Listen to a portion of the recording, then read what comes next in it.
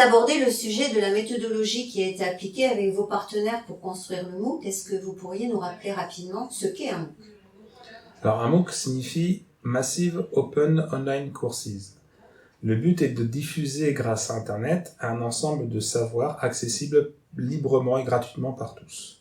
Donc, structuré autour de séquences pédagogiques qui se déroulent en général une séquence par semaine, une structuration en vidéo plutôt que du texte, donc beaucoup de vidéos pour la visibilité et la lecture des connaissances. Donc c'est architecturé autour de séquences, à raison d'une séquence par semaine, 3, 5 ou 6 séquences maximum, composées principalement de vidéos, qui est le modèle principal du MOOC, et très peu d'écrits et d'articles. Donc justement, autour de la construction de ces séquences, comment avez-vous procédé? Comment avez-vous ajusté ces séquences aux objectifs qui avaient été définis? Alors, l'objectif de ce MOOC était de pouvoir restituer l'ensemble du travail qui a été réalisé pendant ces 2 ans et demi de projet autour de la prématurité. Donc, il fallait faire apparaître la manière dont on a pu construire des communautés d'échange et de pratique à travers les outils numériques. Donc ça, on s'est dit, on va en faire une séquence à part entière, qui serait donc la première séquence. Montrer comment créer une communauté d'échange et de pratique avec des publics cibles. Ça serait la première séquence. Une deuxième séquence, rattachée au contenu pur de la prématurité, de pouvoir architecturer les contenus de la prématurité. Là, on l'a fait en relation avec les différents âges de la prématurité. Et une troisième séquence qui reprend le travail d'un des projets de la prématurité concernant la création d'un module de formation qui serait accessible par des professionnels qui ne sont pas nécessairement en première ligne, mais qui auraient besoin d'avoir des apports complémentaires sur les enfants prématurés. Donc ce qui revient à 3 séquences qui seraient à suivre potentiellement sur 3 semaines. Est-ce que dans la construction des objectifs de vos séquences, vous avez appliqué l'approche compétence qui est recommandée par l'Union européenne? Alors, on s'est servi des outils existants. En 1960, dans les années 60, il y a M. Bloom qui a créé une taxonomie. Donc, on s'est inspiré de cette taxonomie pour formuler, avec des verbes d'action, d'être capable de faire quelque chose donc, qui consiste pour un apprenant de suivre un ensemble de connaissances et d'être capable au moins de comprendre, de restituer les connaissances. Donc, on s'est basé sur cette taxonomie-là pour élaborer le MOOC, ce qui permet, grâce à cet apport de connaissances, un grand apport de connaissances, de rentrer dans d'être en lien, en fait, avec l'approche par compétence. Mais toute cette construction n'est pas toujours forcément évidente pour un professionnel à appliquer. Comment avez-vous accompagné vos partenaires pour réaliser ce MOOC?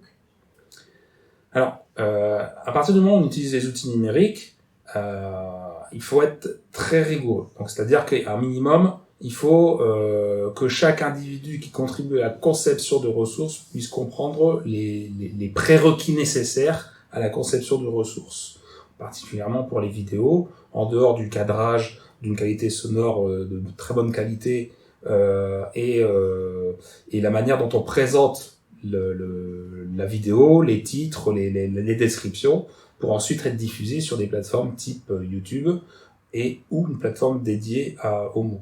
Donc, l'accompagnement s'est fait avec les partenaires au niveau des informations nécessaires et suffisantes pour une vidéo de bonne qualité. À savoir, un minimum de titre minimum clair, une description assez courte et le langage utilisé puisqu'on est dans un projet international. Donc, il peut y avoir des vidéos en français, voire en anglais ou d'autres langues. Et ensuite, l'objectif était de découper au niveau de chaque séquence ces vidéos, courtes vidéos, pour accéder rapidement à l'information et ne pas avoir une seule ou 2 vidéos très longues qui prendraient trop de temps à écouter pour obtenir l'information que l'on souhaite. Donc une fois cette charte technique et graphique réalisée, puisqu'en fait c'est de ça qu'il s'agit d'après ce que je comprends, comment est-ce que les participants ou comment les personnes qui ont envie d'accéder au MOOC peuvent faire pour entrer dans ce MOOC? Est-ce que vous allez réaliser vous-même les inscriptions ou comment vont se faire ces inscriptions au MOOC? Alors, à partir du moment où le MOOC sera diffusé, on va le diffuser sur une plateforme libre de droit. la plateforme Moodle, qui permet la construction de modules de formation, de séquences pédagogiques ou de MOOC à part entière. L'avantage de cette plateforme Moodle, c'est qu'elle permet différents types d'inscriptions. Donc, que ce soit une inscription manuelle faite par les responsables de la plateforme ou une inscription automatique, et c'est l'option qu'on va choisir, c'est l'inscription automatique, ce qu'on appelle l'auto-inscription. Vous pouvez vous connecter à la page d'accueil du site et créer votre propre compte d'accès avec le système de renvoi d'informations par mail qui vous explique comment accéder à la plateforme, sur quel lien et la génération automatique du mot de passe. Donc à partir du moment où la personne peut être inscrite automatiquement à la plateforme, derrière on aura paramétré l'accès aux 3 séquences automatiquement, ce qui fait qu'une personne peut en toute autonomie s'inscrire au MOOC et suivre l'ensemble du MOOC proposé, des 3 séquences et de toutes les vidéos réalisées.